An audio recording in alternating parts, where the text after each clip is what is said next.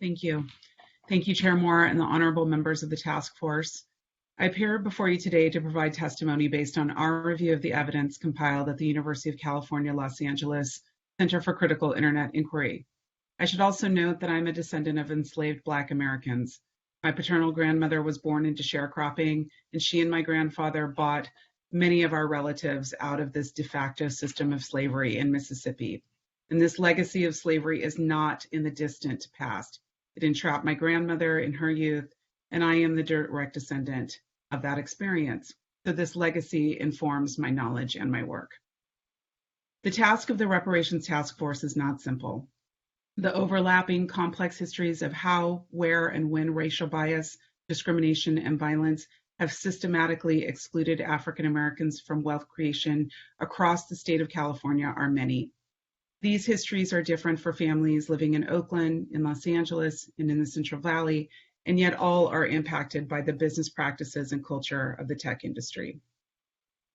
The tech sector has been a big part of the California economy and identity. It brings in an estimated $520 million per year to the California economy and employs roughly 2 million Californians. The explosive growth of this sector has benefited greatly from the talent and resources of our public university systems, as well as public subsidies, government contracts, and an almost entirely unregulated industry that allows companies to use Black communities as test beds for product development and design. This is but one of many dimensions of thinking through repair and restoration. We must also consider the opportunity cost of the lack of tax revenue that the tech sector has largely avoided paying, which otherwise could have funded education, community economic development, affordable housing, and infrastructure.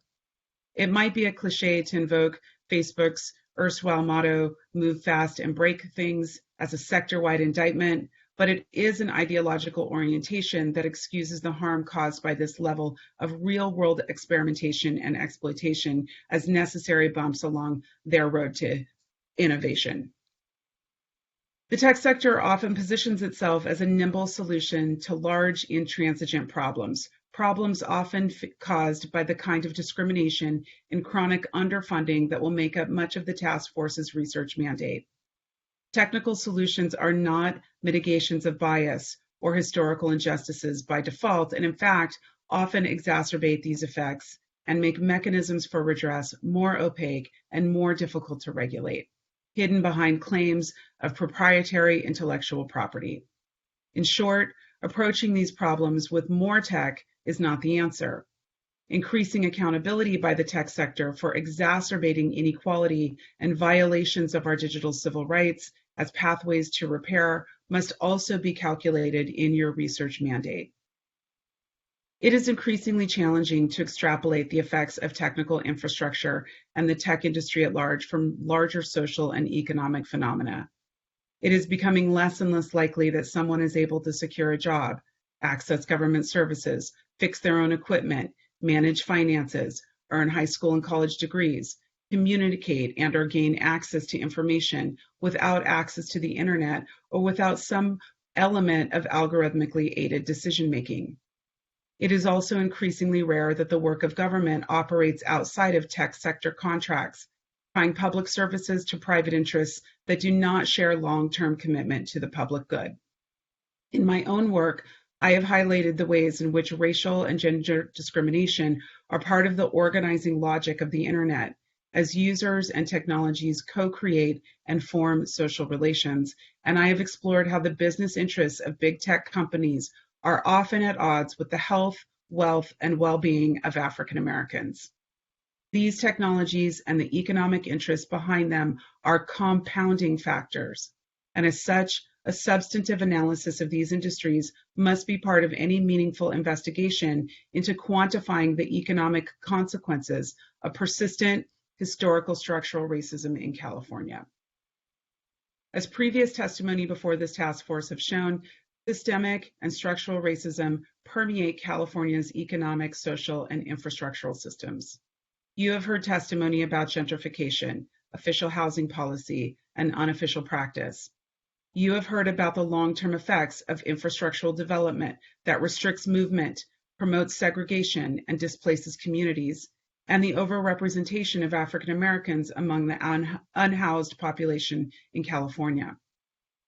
Technology often allows systems to operate at a much faster speed and at a much higher scale, while also making the ability to intervene, question, or impeach more difficult. We offer here, from our center at UCLA, a non-exhaustive list of areas in which the tech industry has contributed to or benefit from racial bias and discrimination. First, according to the National Academy of Medicine, racial disparities in healthcare persist regardless of income, insurance, and severity of illness. Implicit bias exists across healthcare sectors and is made manifest in the ways in which resources are allocated, the way patients are treated, and sometimes even in the design of medical devices and technologies themselves. For example, at the start of COVID-19 global pandemic, a study emerged pointing out racial bias in pulse oximetry measurement. While their use is not entirely novel, the pandemic also saw a rise in the use of automated resource allocation systems meant to ameliorate the challenges of an overburdened healthcare system. However, there has already been evidence of racial bias in one of the most used commercial healthcare systems. These systems weigh risk factors in order to determine outcomes. They make decisions about treatment and allocate resources. Racial bias and discrimination in these systems guarantees the entrenchment and furthering of racial inequities while making them less visible in the system itself. And we know Black Americans are the most overtaxed by these systems. The growth of social media has been swift and extreme, means by which to do community organizing, share and communicate with friends and family, date, build a business, and find a job. Amnesty International and Element AI launched a project in 2018 that showed African American women as dealing with the most abusive online attacks via social media.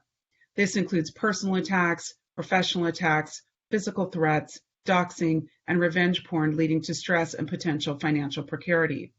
Fundamentally, social media's business model is premised on extracting increasingly granular levels of personal data and then generating advertising sales based on gathered data. This extractive model has precipitated a series of crises that disproportionately harm African American communities at scale, including the aforementioned harassment, voter suppression, misinformation related to COVID-19, and seemingly unfettered space for white nationalist violence to foment. Research exploring the persistent effects of experiencing racism online suggests an increased stress level that can contribute to long-term chronic illness and mental health challenges. Tech companies often position themselves as in the vanguard of sustainable technologies and business practices, but the environmental effects of e-waste, shipping and packaging, and energy consumption have never fully been calculated comprehensively with an eye towards historical accountability. E-waste is an exponentially increasing problem of waste management, requiring new protocols and recycling programs to address the risks of introducing a wide range of toxic materials into communities. Lead, mercury, cadmium, and other metallic substances are routinely found in cell phones, computers, and electronic components that are endangering ecosystems and communities. While California has pioneered laws regarding e-waste recycling and management, there is a lack of longitudinal data to illuminate this phenomenon and a lack of accountability aimed at manufacturers and producers rather than consumers. Historically, African American communities have borne the disproportionate brunt of the deleterious effects of proximity to waste and waste management. In addition, technologies such as Bitcoin rely on Bitcoin mining to produce more assets, deepening dependencies on high-powered computing. Bitcoin mining is designed to be resource intensive so as to keep the pace of production steady. Its market controls depend on massive energy consumption. With the meteoric increase in interest in blockchain technologies that provide the foundation for cryptocurrencies as well as the NFT market, we can expect this practice and its environmental impact to follow suit. Across the tech sector, there has been widespread and well-documented underrepresentation of African American workers. The technology sector's estimated worth is in the trillions, with tech sector jobs garnering salaries 30 to 40% above California state median incomes and 4 times median incomes for African American households in California. According to a 2020 Crunchbase report, African American and Latinx entrepreneurs combined raised just 2.6 of the total venture capital funding awarded to company founders in 2020, with one of the report's authors, Marlene Orozco, emphasizing that one issue at the heart of why the existing racial wealth gap is exacerbated by historical gaps in community wealth is combined with the limited exposure and opportunities to secure capital. The tech sector is fast growing and has a high incidence of well-paying jobs, but the disparities in funding and hiring contribute to the persistence of the racial wealth gap. African American employees are often then subject to racism within their workplace, and in some instances pushed out for doing the very work they were hired to do. Reading firsthand accounts create an eerie echo with research that features early African American tech workers. Recurring themes of not belonging and feeling alien recur. Additionally, increased use of AI-assisted hiring programs should give us pause, as instances of racial bias are common in resume filtering and in the technologies that rely on facial recognition. The impact of the tech sector on housing affordability is significant. The tech sector itself has a history of drastically affecting housing affordability in its vicinity without taking surrounding communities into account. In addition, the term digital redlining has been used to describe two distinct phenomena. First, internet service providers, or ISPs, resist extending high-speed broadband into communities they do not consider potentially returning on infrastructural investment. This has far-reaching consequences, depressing access to avenues of economic opportunity, opportunities to civic engagement, access to government service, and access to education. Second, digital redlining also refers to the implementation of algorithmic systems that further predatory loan practices, surveillance advertising, and discriminatory housing practices. Instead of ameliorating bias or discriminatory practices, these products and practices exacerbate them at scale. African American students face discrimination in all levels of education. There is extensive research on the ways in which increased surveillance, increased discipline, and suspensions contribute to the school-to-prison pipeline. The EdTech industry has positioned itself to address these as well as many other longstanding issues within the education system through gathering and processing training data and developing products that privilege learning personalization and promise early warning signs to promote prevention. However, this is not isolated to so-called EdTech, but permeates education. As in the industries discussed throughout, elements of algorithmically aided decision-making can be found across all sectors of education. One example, Todd Feather's investigation for the markup found that major universities use race as a high-impact predictor of student success, an element that both at the individual level and in the aggregate can dictate student access to resource. But the role of the tech industry is not isolated to enabling or precluding access to resources for individual students, but rather represents a larger phenomenon by which technology attracts and retains more resources for itself. Programs promoting technical literacy and procurement programs often divert much needed resources away from teacher-student education, away from investment in Black students, and further entrench students and their families into agreements with companies that compromise their privacy and may lead to other deleterious effects that require further study. It is difficult to overstate the role of tech companies in the shaping of the contemporary policing and the broader prison industrial complex. The introduction of predictive policing programs, big data programs for resource allocation, algorithmic sentencing and bail programs, surveillance technologies, forensic science and technology applications, police-worn body cameras, so-called non-lethal weapons, monitoring technologies, records management, license plate readers, etc., has transformed the way policing is done, and each and every one has had racial bias at the core of their development and implementation. Investment in technical solutions across the criminal justice system is not novel, as systems of automation and large-scale cross-system data management tools dates back to the 1970s. We are also seeing automation in background checks, facial recognition regulating building access, and a variety of unregulated AI that is beta tested on Black communities. Each of these types of carceral technology are unfairly pointed at vulnerable Black people, which are often in our neighborhoods across the state. So to sum up in closing, let me just say that California is central to the origin story of the tech industry, and so it must be understood as a powerful element in California history. we encourage considering the tech sector as an integral part of the task force's study, as it is crucial to hold companies accountable for building corporate and individual wealth through data extraction, instruments that perpetuate racial bias, and discriminatory business practices.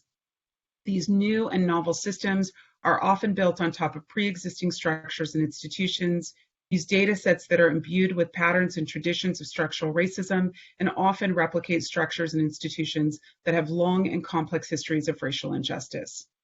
African Americans have always been users of and advocates for technology, often creating new businesses, platforms, and strategies to carve out space for fostering joy, mutual aid, connection, strategy, and wealth. We implore you to recommend long-term funding to the state legislature as part of your mandate, such that longitudinal studies into the issues we have raised here today could help us realize restoration and repair for historical discrimination by and through the technology sector. I provide this testimony, and I'm grateful to the support and research from my colleague at the UCLA Center for Critical Internet Inquiry, Dr. Stacy Wood. We hope that the review of this evidence will work in service of restoration and repair for Black Americans and the broader public good. Thank you.